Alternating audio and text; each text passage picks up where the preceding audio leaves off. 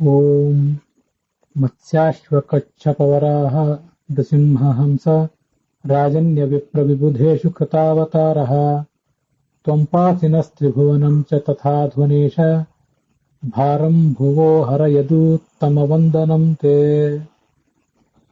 ಶ್ರೀಚಿತ್ರರೂಪಿಣ್ಯುರುಗಾಯ ಪಾದಯೋಃ ಕರೋತಿ ಮಾನಂ ಬಹುಧಾ ವಿಭೂತಿಭಿಃ ಪ್ರೇಂಕಶ್ರಿತಾಯಾಃ ಕುಸುಮಾಕರಾನುಗೈಃ ವಿಗೀಯಮಾನಾ ಪ್ರಿಯಕರ್ಮ ಗಾಯತಿ ದೇಹೇಂದ್ರಿಯಪ್ರಾಣಮನೋಭಿಮಾನೋ ಜೀವೋऽन्तರಾತ್मा ಗುಣಕರ್ಮಮೂರ್ತಿಃ ಸೂತ್ರಂ ಮಹಾನಿತ್ಯುರುದೇಹಗೀತಃ ಸಂಸಾರ ಆಧಾವತಿ ಕಾಲತಂತ್ರಃ.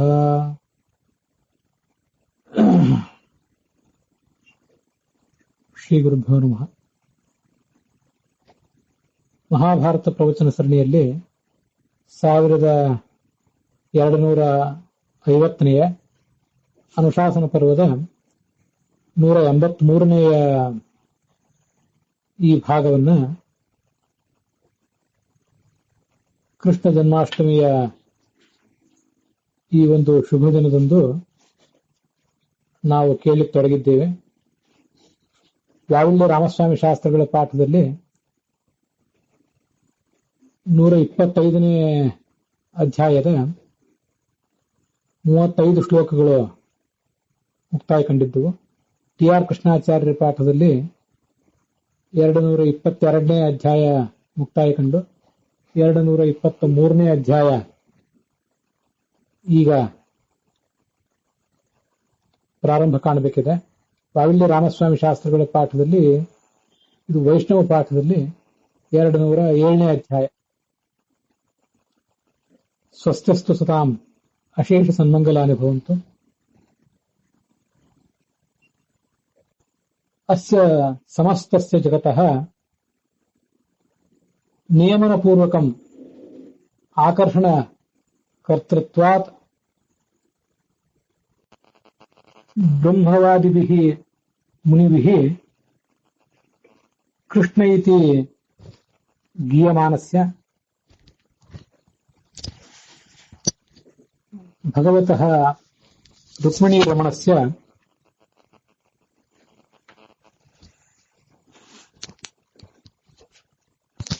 ಜನ್ಮ ಜಯಂತಿ ಮಹೋತ್ಸವಸ್ಯ ಅಸ್ಯ ದಿವಸಸ್ಯ ಸಾರ್ಥಕ್ಯಂ ಮಹಾಭಾರತಸ್ಯ ಅನುಶಾಸನ ಪರ್ವಣಃ ಶ್ರವಣ ದ್ವಾರಾ ಕರ್ತುಂ ಸರ್ವೇ ವಯಮತ್ರ ಉಪತಿಷ್ಠಾಮಹೆ.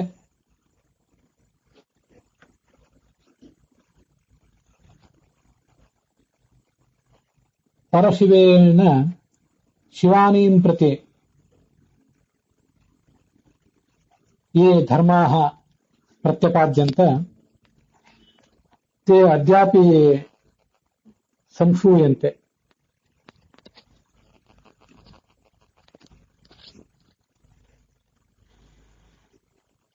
ಶಿವ ಹೇಳುವಂತಹ ಧರ್ಮಗಳನ್ನ ನಾವು ಈಗ ಶ್ರವಣ ಮಾಡುವರಿದ್ದೇವೆ.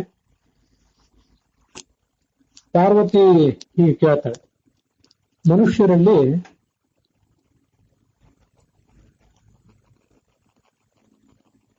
ಕೆಲವರು ನೀಚ ಜಾತಿಯವರಾಗಿ, ನೀಚ ಪ್ರವೃತ್ತಿಯವರಾಗಿ ಸಮದರ್ಶನ ನೋಡ್ಲಿಕ್ಕೆ ಒಂದೇ ರೀತಿಯಾಗಿರ್ತಾರೆ,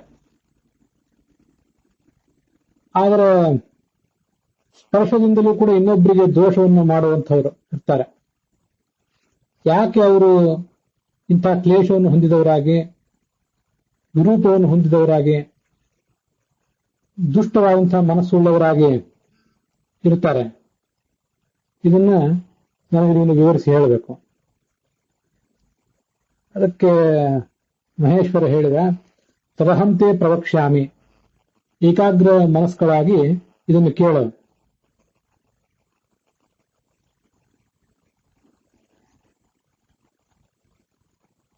ಹಿಂದೆ ತೀವ್ರವಾದಂತಹ ಅಹಂಕಾರದ ಪರಿಣಾಮದಿಂದಾಗಿ ದರ್ಪ ಭೂಯಿಷ್ಠರಾಗಿ ಗುರು ಹಿರಿಯರಿಗೂ ಕೂಡ ನಮಸ್ಕಾರಾದಿಗಳನ್ನು ಮಾಡದೆ, ತಮ್ಮ ಧರ್ಮವನ್ನು ಮಾಡದೆ, ತಾವು ಅಜ್ಞಾನಿಗಳಾಗಿದ್ರೂ ಕೂಡ ತಮಗೆ ಬೇರೆಲ್ಲರೂ ಕೂಡ ಗೌರವ ಕೊಡಬೇಕು ಅಂತ ಬಯಸುವಂಥವರು, ತಮ್ಮ ಐಶ್ವರ್ಯದ ಕಾರಣದಿಂದಾಗಿ ಉಳಿದವರನ್ನೆಲ್ಲ ಅವಮಾನಿಸ್ತಾ ಇದ್ದಂಥವರು, ಮದ್ಯಪಾನ ಮಾಡಿ ಸರ್ವಭಕ್ಷಕರಾಗಿ ಕ್ರೂರರಾಗಿ ಒರಟರಾಗಿ ಯಾರಿರ್ತಾರೆ ಅಂಥವರು ಮುಂದಿನ ಜನ್ಮದಲ್ಲಿ ಇಂಥ ನೀಚವಾದಂತಹ ಜನ್ಮವನ್ನು ತಡೆಯಬೇಕಾಗ್ತದೆ.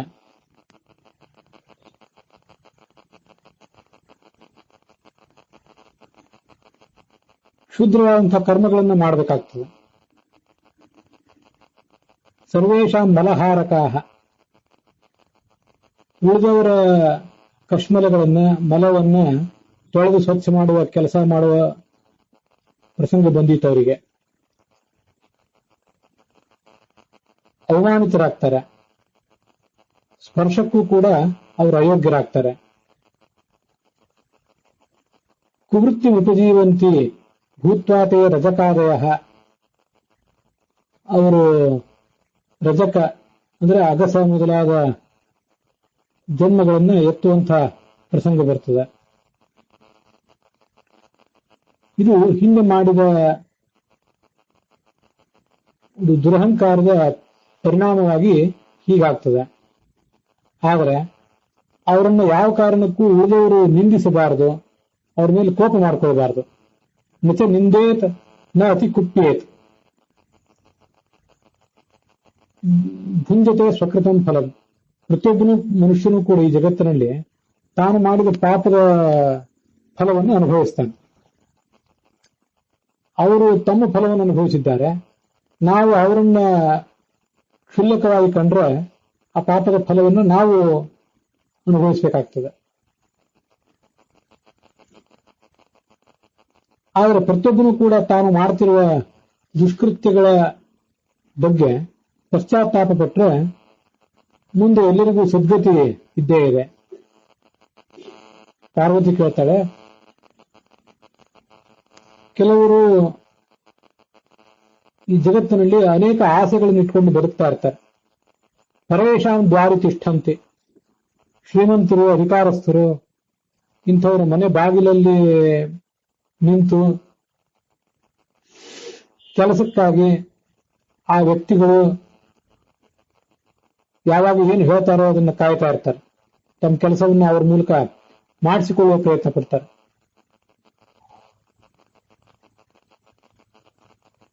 ದೃಷ್ಟು ಜ್ಞಾಪಯಿತು ಚೈವ ನಲಭಂತೇಜ ಯತ್ನತಃ. ಆದ್ರೆ ಅಂತವ್ರ ಹತ್ರ ಹೋದ್ರೂ ಕೂಡ ತಮ್ಮ ಕೆಲಸವನ್ನು ಮಾಡಿಸ್ಕೊಳ್ಳಿಕ್ಕೆ ಬೇಕಾದ ಅನುಕೂಲವೇ ಸಿಗೋದಿಲ್ಲ. ಯಾವ ಕರ್ಮ ವಿಪಾಕದಿಂದ ಹೀಗಾಗ್ತದೆ? ಅದಕ್ಕೆ ಮಹೇಶ್ವರ ಹೇಳ್ತಾನೆ, ಹಿಂದೆ ತಮ್ಮ ಐಶ್ವರ್ಯದ ಕಾರಣದಿಂದಾಗಿ ಇನ್ನೊಬ್ಬರ ಬಗ್ಗೆ ತಿರಸ್ಕಾರ, ಮತ್ಸರ, ಮತ್ತೊಬ್ಬರ ಜೊತೆ ಮಾತನಾಡುವಷ್ಟು ಪುರುಸೊತ್ತಿಲ್ಲದವರಾಗಿ, ಮಾತನಾಡ್ಲಿಕ್ಕೆ ಬೇಕಾದಂತಹ ತಾಳ್ಮೆಯೂ ಇಲ್ಲದವರಾಗಿ ಅವರನ್ನು ಯಾರು ತಿರಸ್ಕಾರ ಮಾಡ್ತಾ ಬದುಕಿರ್ತಾರೆ.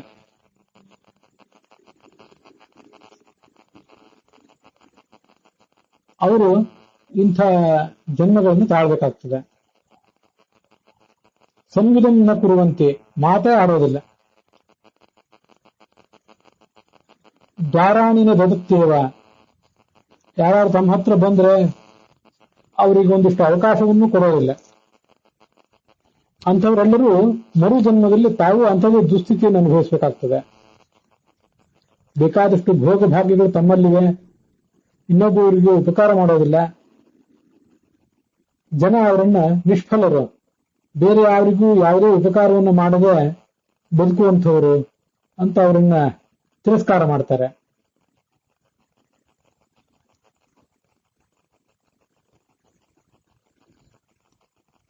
ಅಂಥವರೆಲ್ಲರೂ ಮತ್ತೊಂದು ಜನ್ಮದಲ್ಲಿ ಈ ಥರದ ದುಸ್ಥಿತಿಗಳನ್ನು ಅನುಭವಿಸಬೇಕಾಗ್ತದೆ.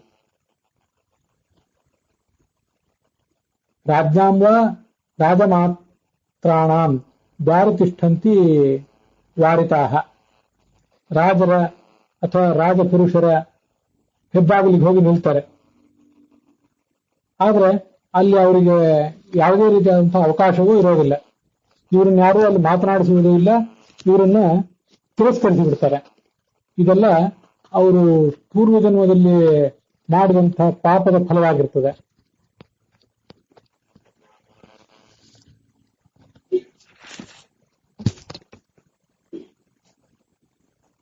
ಮತ್ತೆ ಪಾರ್ವತಿ ಕೇಳ್ತಾಳೆ, ಕೆಲವರು ಈ ಜಗತ್ತಿನಲ್ಲಿ ಯಾವ್ಯಾವುದೋ ಕಾರಣದಿಂದಾಗಿ ರಾಜರ ದುರಾಡಳಿತದಿಂದಾಗಿ ಅಥವಾ ರಾಜರು ಇವರ ಸಂಪತ್ತನ್ನ ಕಸಿದುಕೊಂಡಿದ್ದರ ಪರಿಣಾಮವಾಗಿ ಅಥವಾ ಕಳ್ಳರ ಹಾವಳಿಯಿಂದಾಗಿ ಜಲಪ್ರವಾಹ ಇತ್ಯಾದಿಗಳ ಕಾರಣದಿಂದಾಗಿ ಎಲ್ಲವನ್ನೂ ಕೂಡ ಕಳ್ಕೊಂಡು ಬಿಡ್ತಾರೆ, ನಿರ್ಗತಿಕರಾಗ್ತಾರೆ. ಅದಕ್ಕೇನು ಕಾರಣ?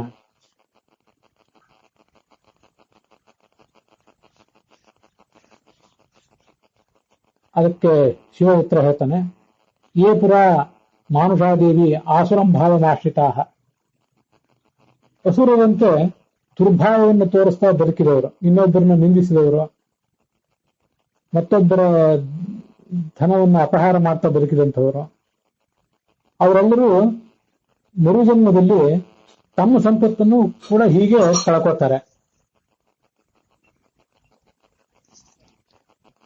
ಕರುಣೆ ಇಲ್ಲದೆ ನಾಸ್ತಿಕರಾಗಿ ಸುಳ್ಳಾಡ್ತಾ ಬದುಕಿದವರು ಯಮಲೋಕದಲ್ಲಿ ಶಿಕ್ಷೆಯನ್ನು ಅನುಭವಿಸ್ತಾರೆ. ಮತ್ತೆ ಈ ಜಗತ್ತಿನಲ್ಲಿ ಬಂದಾಗ ತಮ್ಮದಾದ್ದೆಲ್ಲವನ್ನೂ ಕೂಡ ಕಳ್ಕೋತಾರೆ. ಸರ್ವನಾಶವನ್ನು ಅನುಭವಿಸುವ ಪ್ರಸಂಗ ಬರುತ್ತದೆ.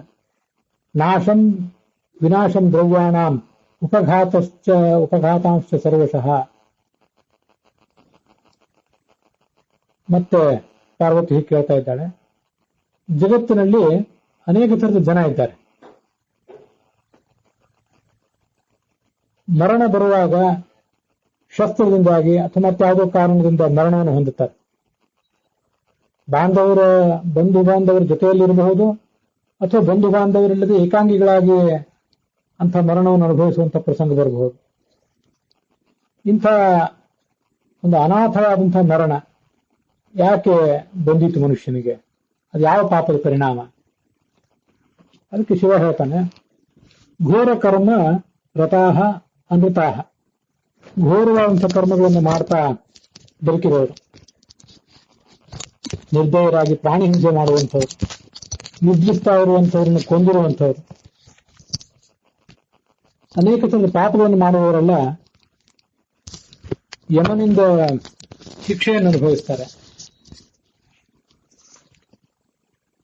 ಮತ್ತೆ ಈ ಜಗತ್ತಿನಲ್ಲಿ ಹುಟ್ಟಿದಾಗ ಪ್ರಾಣಿ ಪಕ್ಷಿಗಳ ಜನ್ಮವನ್ನು ತಾಳ್ತಾರೆ. ಮನುಷ್ಯರಾಗಿ ಹುಟ್ಟಿದ್ರೂ ಕೂಡ ಒಂದು ಅಜ್ಞಾತವಾದಂತಹ ಮರಣವನ್ನ ಅನುಭವಿಸುವಂತ ಪ್ರಸಂಗ ಬರ್ತದೆ.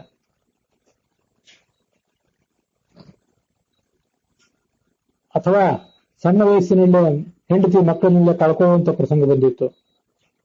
ಶಸ್ತ್ರದಿಂದ ವಧವನ್ನು ಅನುಭವಿಸುವಂತಹ ಪ್ರಸಂಗ ಬಂದಿತ್ತು. ಮುಂದೆ ಪಾರ್ವತಿ ಕೇಳ್ತಾಳೆ, ಜಗತ್ತಿನಲ್ಲಿ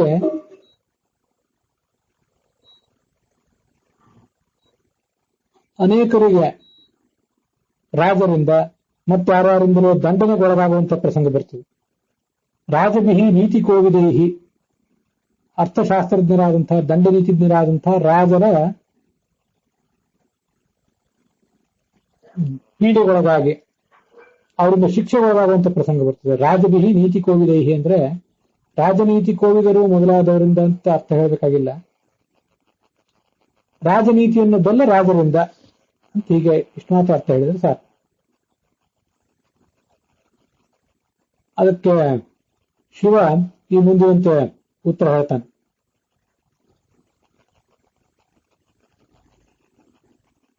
ಅನೇಕರನ್ನ ಮನುಷ್ಯರನ್ನಾಗಲಿ ಪ್ರಾಣಿಗಳನ್ನಾಗಲಿ ಚಿತ್ರಹಿಂಸೆಗೆ ಗುರಿ ಮಾಡಿದಂಥವ್ರು,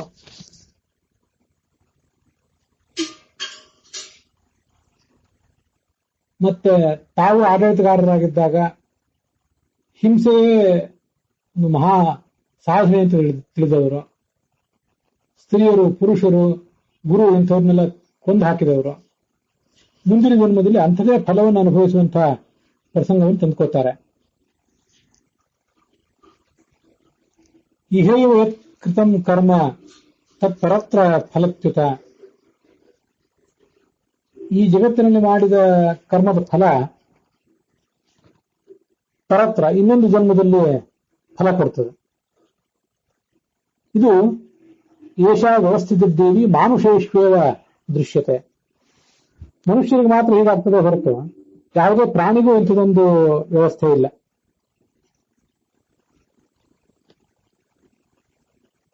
ತಿರಶ್ಚಾನ್ ಇಂದ್ರಿಯಾಶಕ್ತಿ ನ ದೋಷೋ ಅಜ್ಞಾನಜೋ ಭವೇತ್ ಗುಣೋಪಿ ತಾವಾನ್ ಗುಣೋಪಿ ನೈವ ಕಶ್ಚಿತ್ ಸ್ಯಾತ್ ಯಥೋ ಜ್ಞಾನ ಬಹಿಷ್ಕೃತ ಅಂತ ಭಾಗವತ ತಾತ್ಪರ್ಯದಲ್ಲಿ ಆಚಾರ್ಯರು ಮನುಷ್ಯನಿಗೂ ಮತ್ತು ಪ್ರಾಣಿಗಳಿಗೂ ಇರುವಂತಹ ವ್ಯತ್ಯಾಸವನ್ನು ಹೇಳ್ತಾರೆ.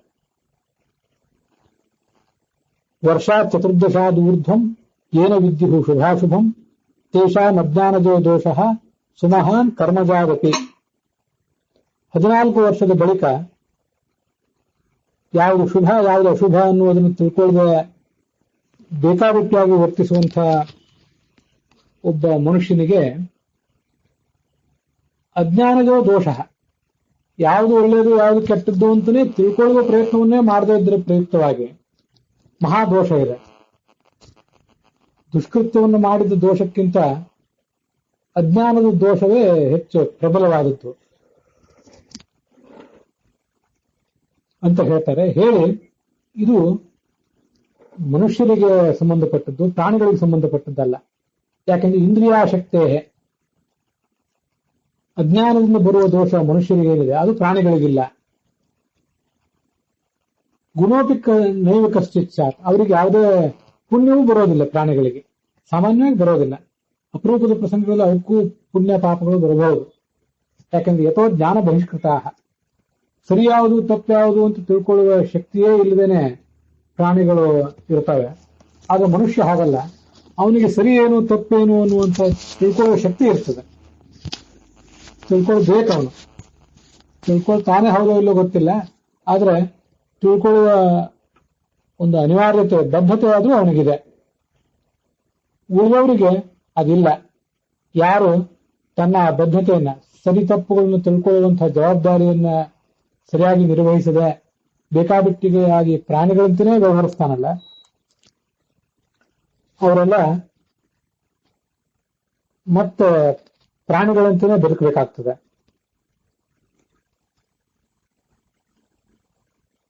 ದೇವತೆಗಳು, ಋಷಿಗಳು ಮೊದಲಾದವರು ಈ ಶರೀರದಲ್ಲಿ ಮಾಡಿದಂತಹ ಕರ್ಮದ ಫಲವನ್ನ ಆ ಶರೀರದಲ್ಲೇ ಅನುಭವಿಸಿ ಮುಗಿಸಿಬಿಡ್ತಾರೆ. ದೇವಾನಾಂ ನಿರಯೋ ನಾಸ್ತಿ, ನರಕ, ಇನ್ನೊಂದು ಜನ್ಮದಲ್ಲಿ ದುರ್ಗತಿ, ಇವೆಲ್ಲ ಆ ದೇವತೆಗಳಿಗೆ ಇರೋದಿಲ್ಲ. ಪ್ರಾರಬ್ಧ ಕರ್ಮಕ್ಕನುಸಾರವಾಗಿ ಕೆಲವು ದುಃಖಗಳನ್ನು ಅನುಭವಿಸಬೇಕಾಗ್ತದೆ ಹೊರತು ದೇವತೆಗಳ ಸ್ಥಾನಕ್ಕೆ ಏರಿದ ಮೇಲೆ ಅವರಿಗೆ ಪುಣ್ಯ ಪಾಪಗಳು ಇಲ್ಲ. ಮನುಷ್ಯರಿಗೆ ಹಾಗಲ್ಲ.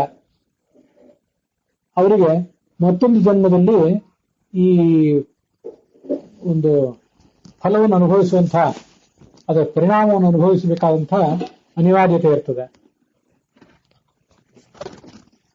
ಇಲ್ಲಿ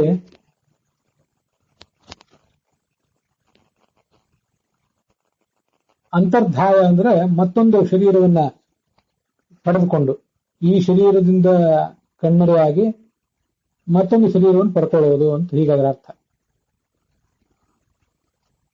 ಪಾರ್ವತಿ ಕೇಳ್ತಾಳೆ, ಅನೇಕರಿಗೆ ರಾಜರಿಂದ ಶಿಕ್ಷೆಯನ್ನು ಅನುಭವಿಸುವಂತ ಪ್ರಸಂಗ ಬರ್ತದಲ್ಲ, ಯಾವ ಕಾರಣಕ್ಕಾಗಿ ಅಂದ್ರೆ ಕೊಲೆ ಮಾಡಿದ ಕಾರಣಕ್ಕಾಗಿ, ಕದ್ದಿದ್ದಾನೆ ಅನ್ನೋ ಕಾರಣಕ್ಕಾಗಿ ಇಂಥವೆಲ್ಲ ಶಿಕ್ಷೆಗಳನ್ನು ಅನುಭವಿಸ್ತಾರೆ. ಕೃತೋಪರಾಧ ಉದ್ದೇಶ್ಯ ಹಂತ ಹರ್ತ ಅಯಮಿತ್ಯುತ ಪುತ್ರಾರ್ಥಿ ಪುತ್ರಕಾಮೇಷ್ಟ ಇಹೈವ ಲಭತೆ ಸುತಾನ್. ಯಾರಿಗಾದರೂ ಸಂತಾನ ಬೇಕು ಅಂತಿದ್ರೆ ಅವರು ಪುತ್ರಕಾಮೇಷ್ಟಿಯನ್ನು ಮಾಡ್ತಾರೆ, ಮಾಡಿ ಈ ಜನ್ಮದಲ್ಲೇ ಮಕ್ಕಳನ್ನು ಪಡ್ಕೋತಾರೆ. ಮನುಷ್ಯರು ಕೂಡ ತಾವು ಮಾಡಿದ ಕೆಲವು ಕರ್ಮದ ಫಲಗಳನ್ನ ಈ ಜನ್ಮದಲ್ಲೇ ಅನುಭವಿಸುವುದು ಕಂಡು ಬರ್ತದೆ. ಅದು ನಿನಗೂ ಕೂಡ ಗೊತ್ತಿದ್ದೇ ಇದೆ.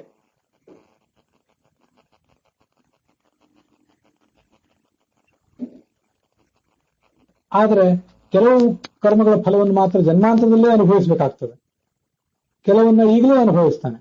ಇದಕ್ಕೇನು ಕಾರಣ? ಅದಕ್ಕೆ ಶಿವ ಹೇಳ್ತಾನೆ, ಸ್ಥಾನೇ ಸಂಶಯಿತಂ ದೇವಿ. ಯೋಗ್ಯವಾದ ವಿಷಯದ ಬಗ್ಗೆನೇ ನೀನು ಸಂಶಯವನ್ನು ವ್ಯಕ್ತ ಮಾಡಿಕೊಂಡಿದ್ದೆ. ಸಮಾಧಾನದಿಂದ ಈ ಕರ್ಮದ ರಹಸ್ಯವನ್ನು ಕೇಳು. ಕರ್ಮ ಫಲಂ ಚೇತಿ ಯುಗಪದ್ ಭುವಿ ನೇಷ್ಯತೆ ಎಂದು ಯಾವ ಕರ್ಮದ ಫಲವೂ ಮತ್ತು ಆ ಕರ್ಮವು ಒಂದೇ ಕ್ಷಣದಲ್ಲಿ ಈ ಜಗತ್ತಿನಲ್ಲಿ ನಮಗೆ ಸಿಗೋದಿಲ್ಲ. ಯಾಕೆಂದ್ರೆ ನಾವು ಗೀತಾ ಭಾಷೆಯಲ್ಲಿ ಬಂದಂತ ಇನ್ನೊಂದು ಮಾತನ್ನು ಕೂಡ ನೆನಪು ಮಾಡ್ಕೊಳ್ಬೇಕು. ವರ್ಷ ಚತುರ್ದಶಾದ ಊರ್ಧ್ವಂ, 14ನೇ ವರ್ಷದ ಬಳಿಕ ಅಂತ ನಾವು ಭಾಗವತ ತಾತ್ಪರ್ಯದ ಮಾತನ್ನ ಈಗ ನೋಡಿದೆವು. ಗೀತಾ ಭಾಷೆಯಲ್ಲಿ ಮತ್ತು ಬೇರೆ ಬೇರೆ ಕಡೆ ಎಲ್ಲ ಆಚಾರ್ಯ ಈ ಮಾತನ್ನು ಹೇಳಿದ್ದಾರೆ.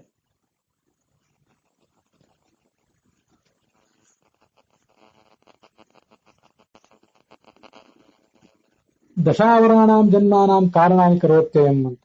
ಅದರ ಪೂರ್ವಾರ್ಧ ಈಗ ನೆನಪಿಗೆ ಗೊತ್ತಿಲ್ಲ. ಒಬ್ಬ ವ್ಯಕ್ತಿ 14 ವರ್ಷದ ಬಳಿಕ ಮುಂದೆ 79 ವರ್ಷದವರೆಗೆ ಏನು ಬರುತ್ತಾನೆ, ದಶಾವರಾಣಾಂ 10 ಜನ್ಮಕ್ಕೆ ಬೇಕಾಗುವಷ್ಟು ಕರ್ಮಗಳನ್ನು ಮಾಡ್ತಾನೆ. ಮುಂದಿನ 10 ಜನ್ಮಗಳಿಗೆ ಬೇಕಾಗುವಷ್ಟು. ನಮಗೆ ಈಗ ಒಂದು ಜನ್ಮ ಏನು ಸಿಕ್ಕಿದೆ, ಈಗ ಮಾಡುವ ಕರ್ಮಗಳು ಮುಂದಿನ 10 ಜನ್ಮಗಳಿಗೆ ಸಾಕಾಗುವಷ್ಟು ಆಗ್ತವೆ.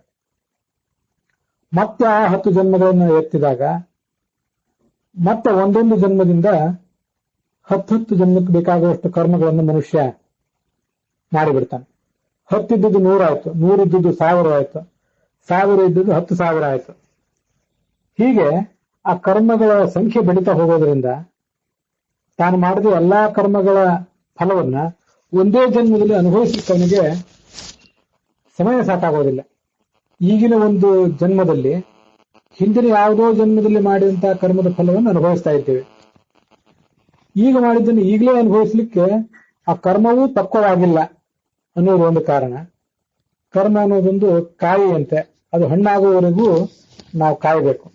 ಅದಲ್ಲದೆ ಈಗ ನಮಗೇನೋ ಒಂದು ಅವಧಿ ಇದೆ, ಈ ಅವಧಿಯಲ್ಲಿ ಹಿಂದೆ ಮಾಡಿದ ಕರ್ಮಗಳ ಫಲವನ್ನು ಅನುಭವಿಸಲಿಕ್ಕೆ ಇರುವಂತಹ ಅವಧಿ ಇದೆ. ಆದ್ರಿಂದ ಈಗ ಇನ್ನೊಂದು ಕೇವಲ ಕಾಯ್ತಾ ನಿಲ್ಲಬೇಕಷ್ಟೆ, ಮತ್ತೊಂದು ಕರ್ಮ ವೇಟಿಂಗ್ ಮೇಲೆ ಇರಬೇಕಷ್ಟೆ. ಒಮ್ಮೆಲೆ ಅದನ್ನು ಅನುಭವಿಸ್ಲಿಕ್ಕೆ ಆಗೋದಿಲ್ಲ.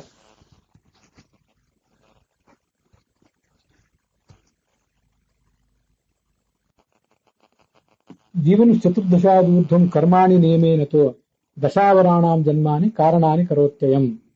ಚತುರ್ದಶೋರ್ಧ್ವಜೀವೀನಿ ಸಂಸಾರಸ್ಯ ಆದಿವರ್ಷಿತಃ ಅತೋ ವಿತ್ವಾ ಪರಂ ದೇವಂ ಮೋಕ್ಷಾಶಾಕ ಮಹಾಮುನೆ ಅಂತ ಗೀತಾ ಪ್ರಸ್ಥಾನದಲ್ಲಿ ಆಚಾರ್ಯ ಹೇಳುವಂತ ಮಾತು. ಹೆಚ್ಚು ಕಡಿಮೆ ಎಲ್ಲಾ ವ್ಯಕ್ತಿಗಳು ಕೂಡ 14 ವರ್ಷದ ನಂತರ 14 ವರ್ಷದ ಬಳಿಕ ಇನ್ನೂ ದೀರ್ಘಕಾಲ ಬದುಕೇ ಬದುಕ್ತಾರೆ. 14 ವರ್ಷದ ಒಳಗೆ ಯಾರೂ ಸಾಯೋದಿಲ್ಲ. ಕರ್ಮಗಳ ಸಂಕೋಲ ಈ ತರ ಬೆಳೀತಾ ಹೋಗ್ತದೆ. ಕರ್ಮಾಣಿ ನಿಯಮೇನ ದಶಾವರಾಣ, ಕಡಿಮೆ ಅಂದ್ರೆ 10 ಜನ್ಮಗಳಿಗೆ ಸಾಕಾಗುವಷ್ಟು ಕರ್ಮಗಳನ್ನು ಮನುಷ್ಯ ಮಾಡ್ತಾನೆ. ಆದ್ರಿಂದ ಕರ್ಮ ಮಾಡುವುದು, ಅದರ ಫಲ ಅನುಭವಿಸುವುದು ಎರಡೂ ಏಕಕಾಲದಲ್ಲಿ ಆಗೋದು ಸಾಧ್ಯ ಇಲ್ಲ ಅಂತ ಶಿವನ ಅಭಿಪ್ರಾಯ. ಇವನೊಬ್ಬ ಕೊಲೆಗಡಕ ಅಂತ ರಾಜರನ್ನು ದಂಡನೆ ಕೊಡ್ತಾರೆ. ಅವರು ಹಿಂದೆ ಯಾವುದೋ ಒಂದು ಜನ್ಮದಲ್ಲಿ ಆತ ಮಾಡಿದ ಪಾಪಗಳಿಗೆ ಅವ್ರ ಫಲ ಅವನಿಗೆ ಶಿಕ್ಷೆ ಕೊಡ್ತಿರ್ತಾರೆ. ಅದೇ ಜನ್ಮದಲ್ಲಿ ಮಾಡಿದ ಕರ್ಮಗಳಿಗೆ ಅವರು ಕೊಡುವ ಶಿಕ್ಷೆ ಅಲ್ಲ. ಅವರು ತಾವು ತಿಳಿದಿರ್ತಾರೆ, ರಾಜರು, ನ್ಯಾಯಾಧೀಶರು ಮೊದಲಾದವರು ಆ ಜನ್ಮದಲ್ಲಿ ಆತ ಮಾಡಿದ ಒಂದು ಪಾಪ ಏನಿದೆ, ಪಾಪಕ್ಕನುಸಾರವಾಗಿ ನಾವು ಶಿಕ್ಷೆ ಕೊಡ್ತಾ ಇದ್ದೇವೆ ಅಂತ ಅವ್ರು ಹೇಳ್ಕೊತಾರೆ. ಅದು ಪೂರ್ಣ ಸರಿಯಲ್ಲ. ಯಾಕೆಂದ್ರೆ ಹಿಂದಿನ ಯಾವುದೋ ಜನ್ಮದಲ್ಲಿ ಆ ಅಪರಾಧಿಯಾದವನು ಏನೊಂದು ಅಪರಾಧವನ್ನು ಮಾಡಿದ್ದ, ಅದರ ಫಲವಾಗಿ ಈಗ ಮತ್ತೊಂದು ಕರ್ಮವನ್ನು ಮಾಡುವಂತ ಪ್ರಸಂಗ ಬಂತು. ಯಾಕೆಂದ್ರೆ ಕೊಲೆಯನ್ನಾಗಲಿ, ಕಳ್ಳತನವನ್ನಾಗಲಿ, ಅತ್ಯಾಚಾರ ವಿಚಾರವನ್ನಾಗಲಿ ಎಲ್ಲರೂ ಮಾಡೋದಿಲ್ಲಲ್ಲ, ಕೆಲವೇ ಜನ ಮಾಡ್ತಾರೆ. ಆ ಮಾಡುವವರಿಗೆ ಹಿಂದಿನ ಯಾವುದೋ ಒಂದು ಜನ್ಮದ ಒಂದು ಸಂಸ್ಕಾರದಿಂದಾಗಿ ಇವತ್ತಿನ ಈ ಜನ್ಮದಲ್ಲೂ ಕೂಡ ಅದನ್ನು ಮಾಡುವಂತ ಪ್ರಸಂಗ ಬರ್ತದೆ. ಆದ್ರಿಂದ ತೇಷಾಂ ತತ್ಪೂರ್ವಕಂ ಕರ್ಮ ದಂಡ್ಯತೆ ಯತ್ರ ರಾಜವಿಹಿ. ಹಿಂದಿನ ಯಾವುದೋ ಜನ್ಮದಲ್ಲಿ ಆ ವ್ಯಕ್ತಿ ಮಾಡಿದ ಪಾಪದ ಫಲವಾಗಿ ಇವತ್ತು ದಂಡನೆಗೆ ಒಳಗಾಗ್ತಾನೆ. ಈ ಒಂದು ಮಾತೇನಿದೆ ಇದನ್ನು ಕೂಡ ಒಂದು ಸೀಮಿತವಾದಂತಹ ಅರ್ಥದಲ್ಲಿ ತಗೊಳ್ಬೇಕು. ರಾಜಭಿಹಿ ಧೃತ ದಂಡಾಸ್ತು ಪೂಯಂತೆ ನರಾಹ ಅಂತ ಹಿಂದೆ ಅನುಶಾಸನ ಪರ್ವದಲ್ಲಿ ಮತ್ತೆ ಶಾಂತಿ ಪರ್ವದಲ್ಲಿ ಬಂದಿದೆ. ಯಾರು ರಾಜರ ಮೂಲಕ ಶಿಕ್ಷೆ ಒಳಗಾಗ್ತಾರೋ ಅವರು ತಮ್ಮೆಲ್ಲಾ ಪಾಪಗಳನ್ನು ಕಳ್ಕೊಂಡು ಮುಂದೆ ಸದ್ಗತಿಗೆ ಹೋಗ್ತಾರೆ ಅಂತ ಬಂದಿದೆ. ಆದ್ರಿಂದ ಕೆಲವು ಪ್ರಸಂಗಗಳಲ್ಲಿ ರಾಜನಿಂದ ಸಿಗುವಂತಹ ದಂಡನೆ ಏನಿದೆ ಅದು ಇದೇ ಜನ್ಮಕ್ಕೆ ಸಂಬಂಧಪಟ್ಟದ್ದಾಗಿರ್ತದೆ. ಇನ್ನು ಕೆಲವು ಪ್ರಸಂಗಗಳಲ್ಲಿ ಅದು ಹಿಂದಿನ ಜನ್ಮಕ್ಕೆ ಸಂಬಂಧಪಟ್ಟದ್ದಾಗಿರ್ತದೆ. ಅಂತ ಒಂದು ಶ್ಲೋಕನೂ ಕೂಡ ಅದು ಯಾವ ಶಾಸ್ತ್ರದ್ದು ಅಂತ ಗೊತ್ತಿಲ್ಲ, ಆದ್ರೆ ಬಹಳ ಸಣ್ಣ ವಯಸ್ಸಿನಿಂದಲೂ ಕೂಡ ಆ ಒಂದು ಶ್ಲೋಕವನ್ನು ಕೇಳಿದ ನೆನಪಿದೆ ನನಗೆ. ತ್ರಿಭಿರ್ ವರ್ಷೈ ತ್ರಿಭಿರ್ ಮಾಸೈ ತ್ರಿಭಿಹಿ ದಿನೈ ಅತ್ಯುತ್ಕಟೆ ಪುಣ್ಯಪಾಪೈ ಇಹೈವ ಫಲಮುಷ್ಣುತೆ ಅಂತ. ಅತ್ಯಂತ ಉತ್ಕಟವಾದಂತಹ ಒಂದು ಪಾಪವಾಗಲಿ ಪುಣ್ಯವಾಗಲಿ ನಮ್ಮಿಂದ ನಡೆದು ಹೋಗಿದ್ರೆ, ತ್ರಿಭಿಹಿ ವರ್ಷೈ 3 ತಿಂಗಳೊಳಗೆ, ತ್ರಿಭಿರ್ ಮಾಸೈ 3 ತಿಂಗಳೊಳಗೆ 3 ದಿನಗಳೊಳಗೆ ಆ ಪುಣ್ಯ ಅಥವಾ ಪಾಪದ ಫಲವನ್ನು ಅನುಭವಿಸಿ ಮುಗಿಸ್ತಾನೆ. ನಾವು ಅಂಥದನ್ನು ಕೆಲವು ಬಾರಿ ನೋಡಿರ್ತೀವಿ, ಆದ್ರೆ ಹಿಂದೆ ಆತ ಮಾಡಿದ ಯಾವುದೇ ಕರ್ಮದ ಜ್ಞಾನ ನಮಗಿರೋದಿಲ್ಲ. ಆದ್ರಿಂದ ಈಗ ಒಬ್ಬ ವ್ಯಕ್ತಿ ಅನುಭವಿಸ್ತಾ ಇರುವ ಸುಸ್ಥಿತಿಗೆ ಅಥವಾ ದುಸ್ಥಿತಿಗೆ ಆತ ಈಗ ಮಾಡಿದ್ದೇ ಕಾರಣವೋ ಅಥವಾ ಹಿಂದೆ ಮಾಡಿದ್ದೇ ಕಾರಣವೋ ಅಂತ ಅನ್ನೋದು ನಮ್ಮಂಥವರ ಸಾಮಾನ್ಯ ಜ್ಞಾನದ ಪರಿಧಿಗೆ ಬರೋದಿಲ್ಲ. ಅಂತೂ ಶಾಸ್ತ್ರ ಹೇಳುವಂತೆ ಕೆಲವನ್ನಾದರೂ ಈಗ ಅನುಭವಿಸ್ತಾನೆ, ಆದರೆ ಬಹುತೇಕ ಆತ ಅನುಭವಿಸುವುದೆಲ್ಲವೂ ಕೂಡ ಹಿಂದಿನ ಜನ್ಮದಲ್ಲಿ ಮಾಡಿದ ಪಾಪಗಳ ಫಲ ಅಂತ ನಾವು ತಿಳ್ಕೊಳ್ಬೇಕು. ಐಹಿಕಂ ದುಷ್ಕೃತಂ ತೇಷಾಂ ಹೇತುರ್ಭವತಿ ಶಾಸನೆ ಅಪರಾಧಾಪದೇಶೇನ ರಾಜ ದಂಡಯತಿ ಪ್ರಜಾಹ. ಈಗ ಅವ್ರು ಮಾಡಿದ ಒಂದು ಆ ಅಪರಾಧಿಗಳು ಮಾಡಿದಂತಹ ಒಂದು ದುಷ್ಕೃತ್ಯ ಏನಿದೆ ಅದು ಹಿಂದಿನ ಜನ್ಮದಲ್ಲಿ ಅವರು ಮಾಡಿದ ದುಷ್ಕೃತ್ಯದ ಶಿಕ್ಷೆಯನ್ನು ಅನುಭವಿಸಲಿಕ್ಕೆ ಒಂದು ನಿಮಿತ್ತ ಮಾತ್ರ ಆಗಿರ್ತದೆ. ಆ ನಿಮಿತ್ತವನ್ನ ಮುಂದೆ ಮಾಡಿಕೊಂಡು ರಾಜ ಅಥವಾ ನ್ಯಾಯಾಧೀಶರು ಶಿಕ್ಷೆ ಕೊಡ್ತಾರೆ ಅಂತ ಅದರ ತಾತ್ಪರ್ಯ. ಇಹಲೋಕೆ ವ್ಯವಸ್ಥಾರ್ಥಂ. ಹಾಗಾದ್ರೆ ರಾಜರು ಯಾಕೆ ಆ ಶಿಕ್ಷೆ ಕೊಡಬೇಕು ಅಂತ ಒಂದು ಜಿಜ್ಞಾಸೆ ನಮಗೂ ಬರ್ತದೆ. ಹಿಂದಿನ ಯಾವುದೋ ಜನ್ಮದಲ್ಲಿ ಮಾಡಿದ ಪಾಪದ ಫಲವಾಗಿ ಈಗ ಶಿಕ್ಷೆ ಕೊಡೋದು ಅಂತ ಆದ್ರೆ ಆ ರಾಜರಿಗೆ ಅದು ಗೊತ್ತಿಲ್ಲ, ಯಾವ ಜನ್ಮದಲ್ಲಿ ಏನ್ ಮಾಡಿದ್ದಾನೆ ಅಂತ ಗೊತ್ತಿಲ್ಲ. ಈ ಜನ್ಮದಲ್ಲಿ ಆ ಅಪರಾಧ ಮಾಡಿದ ಪಾಪಕ್ಕೆ ಅದು ಶಿಕ್ಷೆ ಅಲ್ಲ ಅಂತಾದ್ರೆ ಆ ಶಿಕ್ಷೆಯನ್ನು ಕೊಡಬೇಕಾದ್ರೂ ಯಾಕೆ ಅಂತ ಪ್ರಶ್ನೆ ಬರ್ತದೆ ನಮ್ಗೆ. ಅದರ ಉದ್ದೇಶ ಹೀಗಿದೆ, ವ್ಯವಸ್ಥಾರ್ಥಂ. ಶಿಕ್ಷೆಯನ್ನೇ ಕೊಡದೆ ಹೋದ್ರೆ ಆ ಅಪರಾಧಿಗಳಾದವರು ಉತ್ಸೃಂಖಲರಾಗಿ ಒಬ್ಬರನ್ನು ಮತ್ತೊಬ್ಬರು ಅನುಸರಿಸಿ ಅಪರಾಧವನ್ನು ಮಾಡ್ತಾ ಹೋಗ್ತಾರೆ. ಜಗತ್ತಿನ ವ್ಯವಸ್ಥೆ ಹಾಳಾಗಿ ಹೋಗ್ತದೆ. ಅದಕ್ಕೆ ಉದ್ಯೋಗನಾರ್ಥಂ, ಅಪರಾಧಿಗಳ ಅಪರಾಧ ಮಾಡುವ ಮನೋವೃತ್ತಿಯನ್ನ ಕಡಿಮೆ ಮಾಡಲಿಕ್ಕಾಗಿ ಈ ಶಿಕ್ಷೆಯನ್ನು ರಾಜರು ಕೊಡ್ತಾ ಇರ್ತಾರೆ. ಪುರಾಕೃತಂ ದಂಡಮಾನಸ್ಯ ತದ್ಧ್ರುವಂ ರಾಗೇವತಿ ಮಯಾ ಪ್ರೋಕ್ತಂ ತತ್ರ ನಿಸ್ಸಂಶಯ ಭವ. ಈ ಶ್ಲೋಕದಲ್ಲಿ ಹಿಂದೆ ಹೇಳಿದ ವಿಷಯವನ್ನು ಹೇಳಿದ್ದಾರಷ್ಟೆ. ಅದಕ್ಕೆ ಪಾರ್ವತಿ ಆ ಸ್ಪಷ್ಟವಾದಂತ ಪ್ರಶ್ನೆಯನ್ನೇ ಕೇಳ್ತಾರೆ. ಮರ್ತ್ಯಾನಾಂ ದಂಡಿತಾನಾಂ ನರೇಶ್ವರೈಹಿ ದಂಡೇನೈವತ್ತೇನೈವ ಪಾಪನಾಶೋ ಭವೇನ್ನವ. ರಾಜರಿಂದ ದಂಡ ಸ್ವೀಕಾರ ಮಾಡಿ ಅವರು ಆ ಪಾಪವನ್ನು ಕಳ್ಕೋತಾರೋ ಇಲ್ವೋ ಅದನ್ನು ಹೇಳು. ಇನ್ನೂ ಆ ಪಾಪ ಇನ್ನೂ ಮುಂದಿನ ಜನ್ಮಕ್ಕೆ ಉಳಿದಿರ್ತದ. ಅದಕ್ಕೆ ಅವನು ಹೇಳ್ತಾನೆ, ಏಹಿ ನೃಪೈಹಿ ದಂಡಿತಾಹ ಭೂಮೌ ಅಪರಾಧಾತ್ ಯಮೇ ಲೋಕೆ ನ ದಂಡ್ಯಂತೆ ತತ್ರತೆ ಯಮದಂಡನೈಹಿ. ರಾಜನಿಂದ ಶಿಕ್ಷೆಯನ್ನು ಸ್ವೀಕರಿಸಿದ ಮೇಲೆ ಮುಂದೆ ಯಮನ ಕಡೆಯಿಂದ ಶಿಕ್ಷೆ ಅನುಭವಿಸುವಂತಹ ಪ್ರಸಂಗ ಬರೋದಿಲ್ಲ. ಯಾರು ಭೂಲೋಕದಲ್ಲಿ ದಂಡಿತರಾಗಿದ್ದಾರೋ ಅಥವಾ ಕೆಲವರು ದಂಡನೆಗೆ ಒಳಗಾಗದೇನೂ ಇರಬಹುದು, ಅಥವಾ ಇದರ ಅರ್ಥ ಕೆಲವು ಬಾರಿ ತಪ್ಪಾಗಿ ದಂಡನೆಗೆ ಒಳಗಾಗಿರಬಹುದು. ಏನೂ ಅಪರಾಧ ಮಾಡಿಲ್ಲದೆ ಹೋದ್ರೂ ರಾಜನ ಕೈಯಿಂದ ದಂಡವನ್ನು ಸ್ವೀಕಾರ ಮಾಡುವಂತ ಪ್ರಸಂಗ ಬರಬಹುದು. ಅಥವಾ ಅಪರಾಧಿಗಳಾದವರು ಏನೂ ದಂಡನವನ್ನು ಸ್ವೀಕಾರ ಮಾಡಿದ ಹಾಗೆ ತಪ್ಪಿಸಿಕೊಳ್ಳುವಂತ ಪ್ರಸಂಗನೂ ಬರಬಹುದು. ಅವರನ್ನೆಲ್ಲ ಯಮ ದಂಡಿಸಿಯೇ ದಂಡಿಸ್ತಾನೆ. ಅದಂಡಿತ ವಾ ಏ ಮಿಥ್ಯ ಮರ್ತ್ಯಾವ ದಂಡಿತಾ ಭುವಿ ತಾನ್ ಯಮೋ ದಂಡವತ್ತೇವ ಸಹಿ ವೇದ ಕೃತಾಕೃತಂ. ಆ ಯಮನಿಗೆ ಎಲ್ಲರ ಪಾಪಗಳು ಕೂಡ ಗೊತ್ತಿದ್ದೇ ಇವೆ. ಇಲ್ಲೊಂದು ಶಬ್ದ ಇದೆ, ಅದನ್ನು ಗಮನಿಸಬೇಕು. ಭೂಲೋಕದಲ್ಲಿ ದಂಡಿತರಾಗಿದ್ದಾರೆ, ಆದರೆ ಪೂರ್ಣವಾಗಿ ದಂಡಿತರಾಗಿಲ್ಲ. ಅವರ ಪಾಪಕ್ಕೆ ಎಷ್ಟು ಶಿಕ್ಷೆ ಸಿಗಬೇಕಾಗುತ್ತೋ ಅಷ್ಟು ಸಿಕ್ಕಿಲ್ಲ ಅಂತಾದಾಗ ಅವರು ಮಿಥ್ಯಾ ದಂಡಿತರು ಅಂತ ಕರೆಸ್ಕೊತಾರೆ.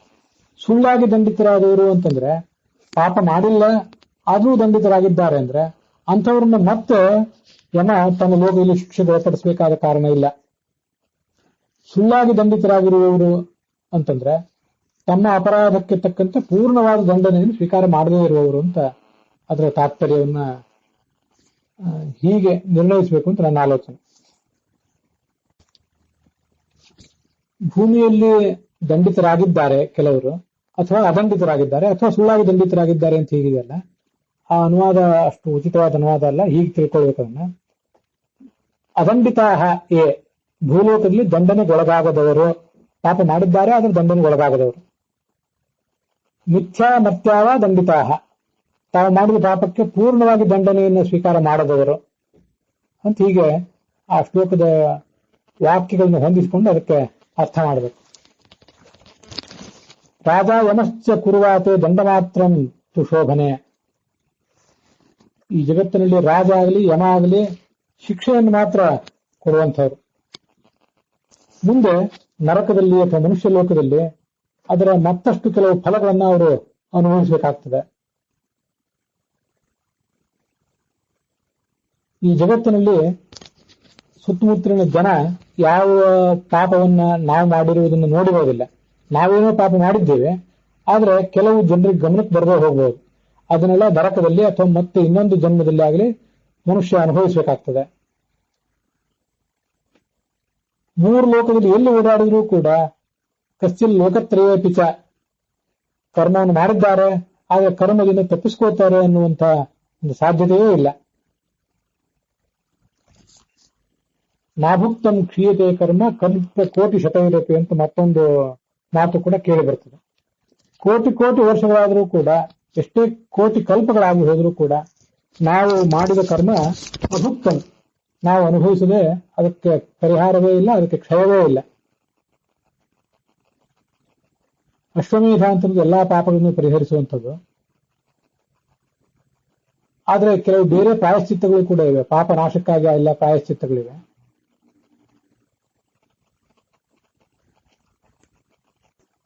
ನಾನು ಹೇಳುವಾಗ ಸ್ವಲ್ಪ ಅಸ್ತವ್ಯಸ್ತ ಮಾಡಿದೆ. ಇದು ಪಾರ್ವತಿ ಕೇಳುವಂತ ಪ್ರಶ್ನೆ. ಪ್ರಾಯಶ್ಚಿತ್ತವನ್ನು ಯಾಕಾಗಿ ಮಾಡ್ಕೊಳ್ಬೇಕು, ಅಲ್ಲಿಂದ ಪ್ರಾರಂಭ ಆಗುವಂತಹ ಒಂದು ವಿಷಯ ಇದು. ಅಶ್ವಮೇಧ ಸರ್ವ ಪಾಪಗಳನ್ನು ಪರಿಹರಿಸುವಂಥದ್ದು ಅಂತ ಕೇಳಿದ್ದೇವೆ. ಕೆಲವು ಬೇರೆ ಪಾಪಗಳು ಕೂಡ ಇವೆ, ಬೇರೆ ಪ್ರಾಯಶ್ಚಿತ್ತಗಳು ಇವೆ. ಅವೆಲ್ಲ ಈ ಎಲ್ಲ ಪಾಪಗಳನ್ನು ಕೂಡ ಪರಿಹರಿಸುವಂಥವು. ಇದರಲ್ಲಿ ಯಾವ ಪ್ರಾಯಶ್ಚಿತ್ತದ ಶಕ್ತಿ ಎಷ್ಟು ಅಂತ ಅನ್ನೋದನ್ನ ನೀನು ನನಗೆ ಹೇಳಬೇಕು ಅಂತ ಕೇಳ್ತಾ ಇದ್ದಾನೆ. ಪಾರ್ವತಿ ಕೇಳ್ತಾಳೆ, ಅದಕ್ಕೆ ಅವನು ಶಿವ ಹೀಗೆ ಉತ್ತರಿಸ್ತಾನೆ. ಶಿವ ಅದನ್ನ ಹೀಗೆ ವಿವರಿಸ್ತಾನೆ. ಈ ಸಂಶಯವನ್ನೇ ನೀನು ತೋಡಿಕೊಂಡಿದ್ದೆ. ಸಂಶಯೋ ಹಿ ಮಹಾನೇವ ಪೂರ್ವೇಶಾಂತ ಮನೀಷಿಣಾಂ. ಪ್ರಾಚೀನ ಕಾಲದ ಅನೇಕ ಜ್ಞಾನಿಗಳಿಗೂ ಕೂಡ ಈ ಕರ್ಮದ ಬಗ್ಗೆ, ಈ ಒಂದು ವಿಷಯದ ಬಗ್ಗೆ ಸಂಶಯ ಇತ್ತು. ಇದನ್ನು ಕೇಳು. ಜಗತ್ತಿನಲ್ಲಿ ಜ್ಞಾನಿಗಳೇ ಆಗಲಿ, ಅಜ್ಞಾನಿಗಳೇ ಆಗಲಿ, ದುರ್ಜನರೇ ಆಗಲಿ, ಸಜ್ಜನರೇ ಆಗಲಿ, ಎರಡು ಥರದ ಕರ್ಮಗಳನ್ನ ಮಾಡ್ತಾನೆ. ಅಭಿಸಂಧಾವ ನಿತ್ಯಂ ಅನ್ಯಥಾವ ಯದಚ್ಛಯ. ಕೆಲವು ಕೆಲಸಗಳನ್ನ ಉದ್ದೇಶಪೂರ್ವಕವಾಗಿ ತಾವು ಆಲೋಚನೆ ಮಾಡಿ ಮಾಡುವಂತ ಕರ್ಮಗಳು, ಕೆಲವು ಆಕಸ್ಮಿಕವಾಗಿ ನಮ್ಮ ಕಡೆಯಿಂದ ನಡೆಯುವಂಥ ಕರ್ಮಗಳು. ಹೀಗೆ ಅನೇಕ ಥರದ ಕರ್ಮಗಳಿವೆ. ಇಂಥ ಒಂದು ಕರ್ಮವನ್ನು ಮಾಡಬೇಕು ಅಂತ ಸಂಕಲ್ಪವನ್ನು ಮಾಡಿ ಏನೊಂದು ಕರ್ಮ ನಮ್ಮಿಂದ ನಡೀಬೇಕಲ್ಲ, ಆ ಕರ್ಮದ ಫಲ ಯಾವತ್ತೂ ಕೂಡ ನಾಶ ಹೊಂದೋದಿಲ್ಲ. ಕೇವಲಂ ಚ ಅಭಿಸಂಧಾಯ ಸಂಭ್ರಂಭಾಚ್ಚ ಕರೋತಿಯತ ಕರ್ಮಣಸ್ತಸ್ಯ ನಾಶಸ್ತು ನ ಕಥಂಚನ ವಿದ್ಯತೆ. ನಾವು ಫಲವನ್ನು ಬಯಸಿ ಮಾಡಿರುವುದರಿಂದ ಅದನ್ನ ಅನಿವಾರ್ಯವಾಗಿ ಅನುಭವಿಸಲೇಬೇಕಾಗ್ತದೆ. ಆ 62ನೇ ಶ್ಲೋಕಕ್ಕೆ ಸಂಕಲ್ಪವನ್ನು ಮಾಡಿ ಕೋಪದಿಂದ ಉದ್ದೇಶಪೂರ್ವಕವಾಗಿ ಮಾಡಿದ್ದು ಅಂತ ಹಾಕಿದ್ದಾರೆ. ಸಂಭ್ರಮ ಅಂತಂದ್ರೆ ಉತ್ಸಾಹದಿಂದ ಮಾಡಿದ್ದು ಅಂತ ಅರ್ಥ. ಸಂಭ್ರಮ ಅಂದ್ರೆ ಕೋಪ ಅಂತಾನೆ ಏನು ಅರ್ಥ ಅಲ್ಲ. ಆ ಕೋಪ ಅನ್ನೋದನ್ನಲ್ಲಿ ತೆಗೆದು ಹಾಕಬೇಕು. ಫಲವನ್ನು ಉದ್ದೇಶಿಸಿಕೊಂಡು ಉತ್ಸಾಹದಿಂದ ತಮ್ಮ ಪೂರ್ಣ ಶಕ್ತಿಯಿಂದ ಮಾಡಿದಂತ ಕರ್ಮ ಅಂತ ಅದರ ಅರ್ಥ. ಕೋಪದಿಂದ ಅಂತ ಅನ್ನೋದನ್ನ ಅಲ್ಲಿ ತೆಗೆದು ಹಾಕೊಂಡ್ಬಿಡಿ. ಅಭಿಸಂಧಿಕೃತಸ್ಯ ನೈವ ನಾಶೋಸ್ತಿ ಕರ್ಮಣಃ. ನಾವು ಸತ್ಕರ್ಮವನ್ನು ಮಾಡಿದ್ರೆ, ಸತ್ಫಲ ಸಿಗಬೇಕು ಅಂತ ಮಾಡಿದ್ರೆ ಅದನ್ನ ಅನುಭವಿಸಬೇಕಾಗ್ತದೆ. ಕೆಲವೊಂದು ಬಾರಿ ಪಾಪಕರ್ಮವನ್ನೇ ಮಾಡಿಬಿಡ್ತೇವೆ, ತಿಳಿದೇ ಮಾಡ್ತೇವೆ, ಗೊತ್ತಿದ್ದೇ ಮಾಡ್ತೇವೆ. ಅಂತ ಪಾಪಕರ್ಮವನ್ನೇನು ಮಾಡಿದ್ದೇವೆ, ಆ ಪಾಪಕರ್ಮದ ಫಲ ಸಾವಿರಾರು ಅಶ್ವಮೇಧಾಯಗಳಿಂದ, ನೂರಾರು ಪ್ರಾಯಶ್ಚಿತ್ತಗಳಿಂದಲೂ ಕೂಡ ನಾಶ ಹೊಂದೋದಿಲ್ಲ. ಅಶ್ವಮೇಧ ಸಹಸ್ರ ಇರುವ ಪ್ರಾಯಶ್ಚಿತ್ತ ಶತವಿರಪಿ. ಇನ್ನು ಕೆಲವು ಬಾರಿ ಪ್ರಮಾದದಿಂದ ಆಕಸ್ಮಿಕವಾಗಿ ಆದಂತಹ ಕಾರ್ಯಗಳಿರ್ತವೆ. ಪ್ರಮಾದಾದ್ವಾ ಯದೃಚ್ಛಯ. ಅಲ್ಲಿ ಅಂತಹ ಪಾಪಗಳಿಗೆ ಅಶ್ವಮೇಧಾದಿ ಯಾಗಗಳಿಂದ, ನೂರಾರು ಪ್ರಾಯಶ್ಚಿತ್ತಗಳಿಂದ ಪರಿಹಾರ ಇದೆ. ಲೋಕದಲ್ಲಿ ಪ್ರಾಯಶ್ಚಿತ್ತ ಅನ್ನೋದನ್ನ ಯಾಕೆ ಹೇಳಿರ್ತಾರೆ? ಪ್ರಾಯ ಪಾಪಂ ಸಮುದ್ದಿಷ್ಟಂ ಚಿತ್ತಂ ತಸ್ಯ ನಿಬರ್ಹಣಂ ಅಂತ ಒಂದ್ ಕಡೆ ನಾವು ಕೇಳ್ತೇವೆ. ಪ್ರಾಯಶ್ಚಿತ್ತ ಅಂತಂದ್ರೆ ಪಾಪ ಅಂತ ಅರ್ಥ, ಪಾಪದ ಪರಿಹಾರ ಅಂತ ಅರ್ಥ. ಲೋಕದಲ್ಲಿ ವ್ಯವಸ್ಥಾ ಅಂತನ್ನೋದು ಸುಗಮವಾಗಿ ನಡೆಯಬೇಕು. ಪಾಪಗಳನ್ನು ಮನುಷ್ಯ ಕೆಲವು ಬಾರಿ ತಿಳಿದು ಮಾಡಬಹುದು, ತಿಳಿಯದೆ ಮಾಡಬಹುದು. ಆದ್ರೆ ಆ ಎಲ್ಲಾ ಪ್ರಸಂಗಗಳಲ್ಲಿ ಪಾಪ ಮಾಡಿದವನಿಗೆ ಒಂದು ಪರಿಹಾರವೇ ಇಲ್ಲ ಅಂತ ಆಗಿಬಿಟ್ರೆ ಅವನಿಗೆ ತೀವ್ರವಾದಂತಹ ಹಾನಿಯಾಗುವಂತಹ ಪ್ರಸಂಗ ಬರ್ತದೆ. ಅದಕ್ಕಾಗಿ ಅಂಥ ಮತ್ತೊಂದು ಬಾರಿ ಪಾಪವನ್ನು ಮಾಡಬಾರದು ಅಂತ ಪರಿತಾಪವನ್ನು ಯಾರು ಅನುಭವಿಸ್ತಾನೆ ಅಂಥವನ ಒಂದು ಅನುಕೂಲಕ್ಕಾಗಿ ಈ ಪ್ರಾಯಶ್ಚಿತ್ತವನ್ನ ಶಾಸ್ತ್ರದಲ್ಲಿ ಹೇಳಿರ್ತಾರೆ. ನಾವು ನೋಡುವಂತ ಪ್ರತಿಯೊಂದು ವಿಷಯಕ್ಕೂ ಒಂದು ಅಪವಾದ ಇರ್ತದೆ. ಯಾವ ಉದ್ದೇಶಪೂರ್ವಕವಾಗಿ ಕರ್ಮವನ್ನು ಮಾಡಿದ್ದೇವೆ, ಪಾಪಕರ್ಮ, ಅದಕ್ಕೆ ಅಶ್ವಮೇಧಾದಿ ಯಾಗಗಳಿಂದಾಗ್ಲಿ ಬೇರೆ ಯಾವುದೇ ಪ್ರಾಯಶ್ಚಿತ್ತಗಳಿಂದಾಗ್ಲಿ ಪರಿಹಾರ ಇಲ್ಲ ಅಂತಿದೆಯಲ್ಲ, ಅಂಥದಕ್ಕೂ ಕೂಡ ಭಗವಂತನ ನಾಮಸ್ಮರಣೆ ಇತ್ಯಾದಿಗಳಿಂದ ಒಂದು ಪರಿಹಾರ ಇದ್ದೇ ಇದೆ. ಆದ್ರಿಂದ ಇಲ್ಲಿ ಬಂದಿರುವಂತಹ ನಿಯಮ ಒಂದು ಸಾಮಾನ್ಯವಾದ ನಿಯಮ ಅಂತ ನಾವು ತಿಳಿದುಕೊಳ್ಬೇಕು. ಪಾರ್ವತಿ ಕೇಳ್ತಾಳೆ, ಮನುಷ್ಯರು, ಕೆಲವು ಪ್ರಾಣಿಗಳು, ಮಾನುಷಾಶ್ಚ ಇತರ ಅಪಿ, ಇವರೆಲ್ಲ ಅನೇಕ ಥರದ ವ್ಯಕ್ತಿಗಳಿದ್ದಾರೆ. ಕೆಲವು ಬಾರಿ ರೋಗಾದಿ ಕಾರಣದಿಂದಾಗಿ ಮರಣ ಹೊಂದುತ್ತಾರೆ, ಮತ್ತಾವುದೋ ಕಾರಣದಿಂದಾಗಿ ಮರಣ ಹೊಂದುವಂತಹ ಪ್ರಸಂಗ ಬರ್ತದೆ. ಇದಕ್ಕೆಲ್ಲ ಏನ್ ಕಾರಣಗಳು, ಕರ್ಮ ವಿಪಾಕ ಏನಿರ್ತದಲ್ಲಿ ಅದನ್ನು ಸ್ವಲ್ಪ ವಿವರಿಸಿ ಹೇಳಿ ಅಂತ ಅವಳು ಕೇಳ್ತಾ ಇದ್ದಾರೆ.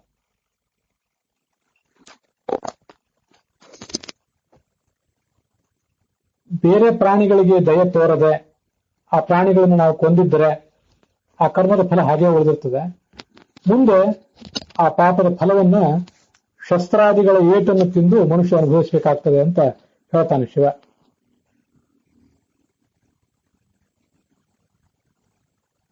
ಜಗತ್ತಿನಲ್ಲಿ ಏಮೇವ ಯಥಾ ಲೋಕೆ ಮಾನುಷಾನ್ ಗ್ರಂಥಿ ಮಾನುಷಾಹ, ಒಬ್ಬ ಮನುಷ್ಯನನ್ನು ಮತ್ತೊಬ್ಬ ಕೊಲ್ತಾನೆ.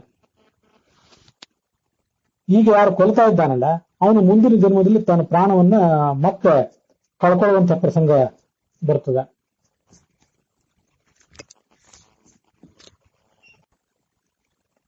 ಇತಿತೇ ಖಚಿತಂ ಸರ್ವಂ ಪಾಪ ಕರ್ಮ ಫಲಂ ಪ್ರಿಯೆ. ನಿನಗೆ ಆ ಪಾಪದ ಕರ್ಮದ ಕುರಿತಾಗಿ ಏನೇನೇನು ಹೇಳಬೇಕಾಗಿತ್ತೋ ಅದನ್ನೆಲ್ಲ ಹೇಳಿದ್ದೇನೆ. ಸತ್ಯಂ ಪ್ರಮಾಣಕರಣಂ, ಯಾರು ಪ್ರಮಾಣಗಳಿಗೆ ಅನುಸಾರವಾಗಿ, ಶಾಸ್ತ್ರೀಯ ಪ್ರಮಾಣಗಳಿಗೆ ಅನುಸಾರವಾಗಿ ಬದುಕುವಂಥವ್ರು ಯಾವತ್ತು ಜಯವನ್ನು ಪಡ್ಕೋತಾರೆ. ಪ್ರಮಾಣವನ್ನು ಮಾಡುವವರಿಗೆ ಅಂತ ಅಲ್ಲಿ ಅನುವಾದ ಇದೆ, ಯಾಕಂದ್ರೆ ನಂಗೆ ಅಷ್ಟು ಸರಿ ಕಾಣಲಿಲ್ಲ ಅದು. ಪ್ರಮಾಣಭೂತವಾದ ಯಾವುದಿದೆಯೋ, ಶಾಸ್ತ್ರ ಸಮ್ಮತವಾದ ಯಾವುದಿದೆಯೋ ಅವ್ರು ಜಯವನ್ನು ಪಡ್ಕೋತಾರೆ, ಅಪಜಯವನ್ನೆಂದು ಕೂಡ ಹೊಂದೋದಿಲ್ಲ. ಹಾಗೆ ನನ್ನ ಈ ಮಾತುಗಳು ಕೂಡ ಶುಭಕರ್ಮ ಅಶುಭಕರ್ಮ ಎಲ್ಲರಿಂದಲೂ ಕೂಡ ಅದರ ಪರಿಣಾಮವನ್ನ ಮನುಷ್ಯನಾದವನು ಅನುಭವಿಸ್ತಾನೆ. ಮರಣಾನಂತರದಲ್ಲಿ ಆದ್ರೂ ಕೂಡ ಅನುಭವಿಸ್ತಾನೆ. ಇತಿ ಸತ್ಯಂ ವಿಜಾನೀಹಿ ಲೋಕತಂತ್ರ ವಿಧಿಂ ಪ್ರತಿ. ದೇವತೆಗಳು, ಮನುಷ್ಯರು, ಅಸುರರು ಯಾರು ಕರ್ಮದ ಫಲವನ್ನ ಬದಲು ಮಾಡಲಾರರು. ಇದು ಕರ್ಮನ ಗ್ರಥಿತೋ ಲೋಕಃ, ಕರ್ಮಕ್ಕೆ ಅಧೀನವಾಗಿ ಜಗತ್ತು ನಡೆದಿದೆ. ಈ ವಿಷಯದಲ್ಲಿ ನಾನು ಕೆಲವು ಸೂಕ್ಷ್ಮ ಅಂಶಗಳನ್ನು ಹೇಳದೇ ಇರಬಹುದು.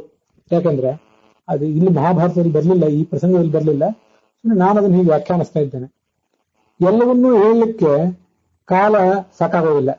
ಹೇಳುವವನು ಶಿವ, ಕೇಳುವವರು ಪಾರ್ವತಿ.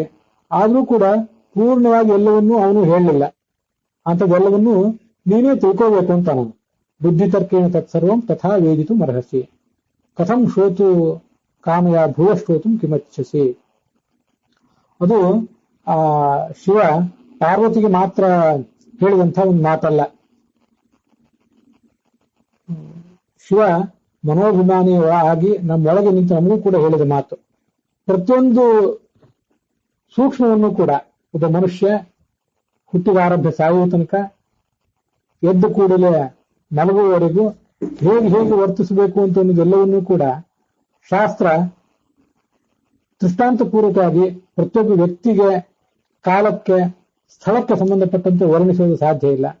ಅದೆಲ್ಲ ಮನುಷ್ಯ ತನ್ನ ಬುದ್ಧಿಯ ಬಲದಿಂದ, ಶಾಸ್ತ್ರಗಳ ಆಧಾರದಿಂದ 14ನೇ ವರ್ಷ ಆದ ಬಳಿಕ ಶುಭ ಯಾವುದು ಅಶುಭ ಯಾವುದು ಅಂತ ಅನ್ನೋದನ್ನ ನಾವೇ ತಿಳ್ಕೊಳ್ಬೇಕು. ಅದು ನಮ್ಮ ಜವಾಬ್ದಾರಿ ಅಂತ ಅಲ್ಲಿ ಗೊತ್ತಾಗ್ತದೆ. ಅಲ್ಲಿಗೆ ಇವತ್ತಿನ ಈ ಭಾಗ ಸಮಾಪ್ತವಾಗ್ತಾ ಇದೆ. 125ನೇ ಅಧ್ಯಾಯದ 118ನೇ ಶ್ಲೋಕ ವಾವಿಲ್ಯ ರಾಮಸ್ವಾಮಿ ಶಾಸ್ತ್ರಿಗಳ ಪಾಠದಲ್ಲಿ ಮುಕ್ತಾಯ ಕಂಡಿದೆ. ಆ ಅಧ್ಯಾಯ ಇನ್ನೂ ಮುಂದುವರಿತಿದೆ. ಟಿ.ಆರ್. ಕೃಷ್ಣಾಚಾರ್ಯರ ಪಾಠದಲ್ಲಿ 223ನೇ ಅಧ್ಯಾಯ ಸಮಾಪ್ತಿಯನ್ನು ಕಾಣ್ತಾ ಇದೆ. ವೈಷ್ಣವ ಪಾಠದಲ್ಲಿ 207ನೇ ಅಧ್ಯಾಯ ಸಮಾಪ್ತಿಯನ್ನು ಕಾಣ್ತಾ ಇದೆ. ಕೃಷ್ಣನ ಆ ಜನ್ಮಾಷ್ಟಮಿ ದಿವಸ ಕರ್ಮಗಳ ಫಲದ ಕುರಿತಾಗಿ ಆ ಶಿವನ ಅಂತರ್ಯಾಮಿಯಾಗಿ, ಭಾರತೀಯರ ಮುಖ್ಯ ಪ್ರಾಣನ ಅಂತರ್ಯಾಮಿಯಾಗಿ ಆ ಕೃಷ್ಣ ಏನನ್ನ ನುಡಿಸಿದ್ದಾನೆ ಅದನ್ನೆಲ್ಲ ನಾವು ಕೇಳಿದ್ದೀವಿ. ಇದೆಲ್ಲವೂ ಶ್ರೀ ಕೃಷ್ಣಾರ್ಪಣ ಮಸ್ತು.